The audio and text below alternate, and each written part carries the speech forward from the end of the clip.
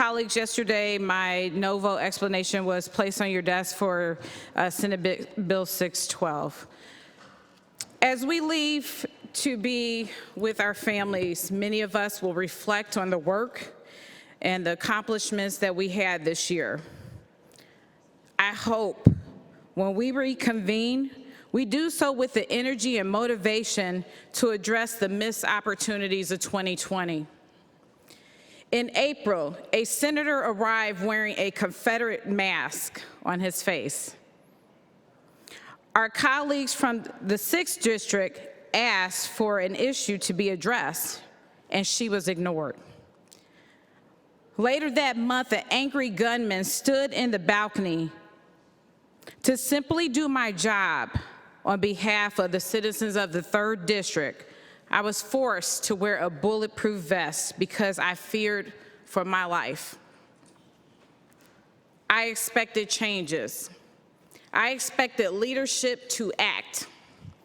Instead, we got what we always get, the elevation of the Second Amendment at the expense of the 14th and 15th Amendments, while angry citizens yelled, "Freedom and liberty."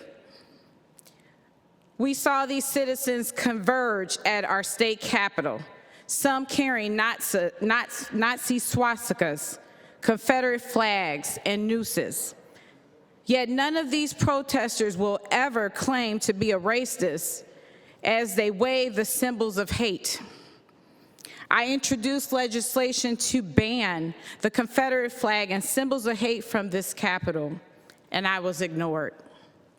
In July, I offered a resolution to the governor to act on this issue.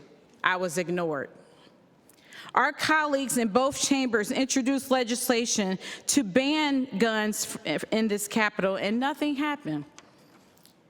When my colleague from the 6th District and I requested an audience before the Capitol Commission to address the issue of hate symbols in the Capitol Commission blatantly ignored us. Later, it became clear that the Capitol Commission placed a higher value on removing bubblegum from paintings than clearing blood from the floor. Recently, I posted one tweet regarding the difficulties that my grandparents endured living in a segregated South, while comparing it to the pettiness of the Trump supporters who felt harassed after they purposely intimidated Black people at the TFC Center. That tweet sparked a backlash of hate mail, phone calls, and death threats against me and my children. I can understand the hatred towards me, but my children are innocent.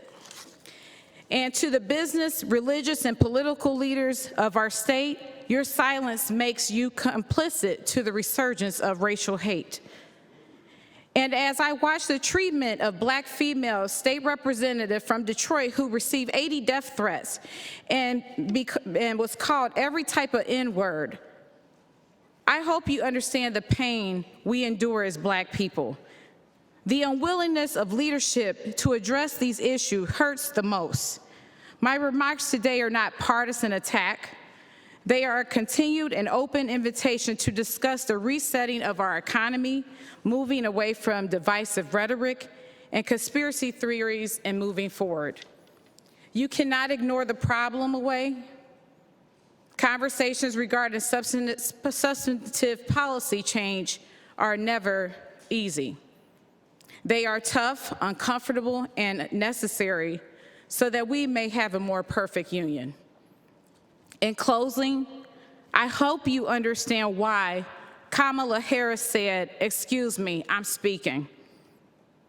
Merry Christmas, Happy New Year, Happy Kwanzaa, Happy Hanukkah, and God bless you. And I would like my remarks printed in the journal.